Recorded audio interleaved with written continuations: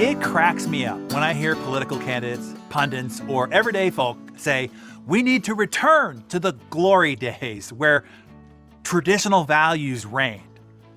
Really? If you ask them, okay, when were the glory days that you speak of? The glory days of prosperity and health and traditional values. What decade in the history of America do you deem as the best decade? Economically, socially, and culturally. Think about that for yourself. Which decade would you pick? Well, across generations, across all socioeconomic groups, people overwhelmingly point to one decade, the 1950s. Is that the decade that you were thinking about? The 1950s is remembered as, quote unquote, the golden age of middle class prosperity in America. At least it's how it's remembered. What's fascinating to me about the nostalgia for the 1950s is how easy it is to disprove that assertion that we were better off then than we are today. By almost any economic or social or societal measure that there is, the median American household and our society as a whole is so much better off today than we were in any period during the 1950s. I'm telling you, it is not even close. Economically, median household income adjusted for inflation is more than 2 times today than it was in the 1950s. Life expectancy, access to medical care, education access and attainment, most any metric that you want to think about, we are better off today, as in dramatically better off today than we were in the 1950s. In the 1950s, diseases were rampant. Children still suffered from a lot of terrible diseases, including measles and mumps and chickenpox and scarlet fever and polio and others. The very common vaccines that we have today have saved millions of children, then adults, from terrible fates. In the 1950s, only a third graduated high school. Only 6% of the country had a bachelor's degree or higher. African Americans, 1/3 never graduated elementary school. Only 14% graduated high school, and 2.2% ever went to college. On the whole, more people failed out of elementary school than ever graduated college or higher. Almost all third world countries today have a better educational attainment today than all whites in the United States had in the 1950s. And then, tell me which of these charming Norman Rockwell perceived features you want back from the 1950s. Sexism. Women could not get credit cards. They could not use birth control pills. They could not get an Ivy League education, and military positions were greatly reduced. Mom was expected to cook with pearls on. Girls were expected to go to school in dresses only. And these were the ads, social messages of the day. Quote, if your husband ever finds out that you're not using fresh coffee, you'll be spanked. That's in an ad. Well, at least you didn't burn the Schlitz beer, as his wife in an apron and heels, who's been slaving over a hot stove, literally cries on her man's shoulder. Or this one, show her it's a man's world, with the wife on her knees after bringing her man breakfast in bed. And this one, men are better than women. It reads, indoors, women are useful, even pleasant. On a mountain, they're something of a drag.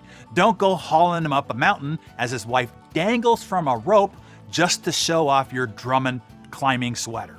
Or do you want your segregation and open racism back? Water fountains labeled whites only and coloreds.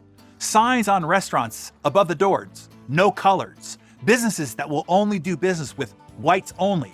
You almost never saw a black person on TV or in magazine ads. If so, it was only in stereotyped roles, like the 1950s popular TV show Amos and Andy.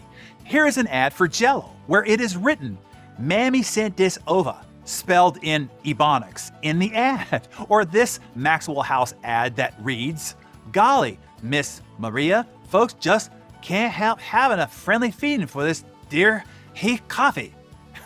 Actually featuring white models with their face painted black. Or this Van Heusen ad that reads, 4 out of 5 men want Oxfords in these new Van Heusen styles. Can you tell which one odd man out they are referring to? Maybe the one with the bone in his hair and a ring in his nose.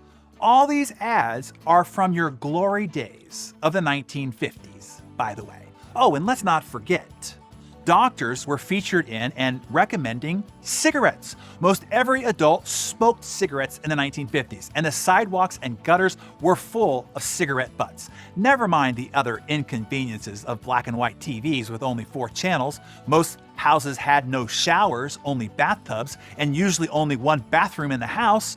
No seat belts or child seats if you were in a car accident. You just collided with the metal dashboard and broke your face, if you were lucky.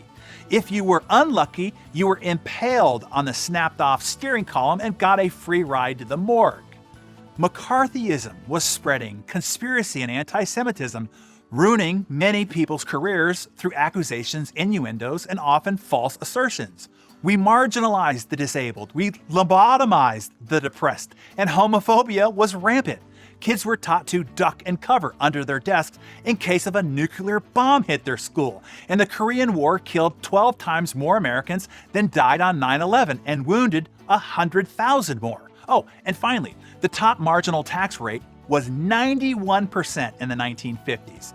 Are those the glory days for which you pine to return? Or should you have a much better appreciation? Thank your lucky stars that now, today, as we sit here together, that you just happen to be to no credit of your own, besides waking up on third base thinking that you hit a home run, that you are living during the greatest era to be alive, better than any other time. And not just in American history, but in the entire history of humankind, since the dawn of the genius known as Homo. So, with that fresh perspective, my Darren Daily community, the question is, are you taking full advantage of this golden era of opportunity? Because these are the glory days.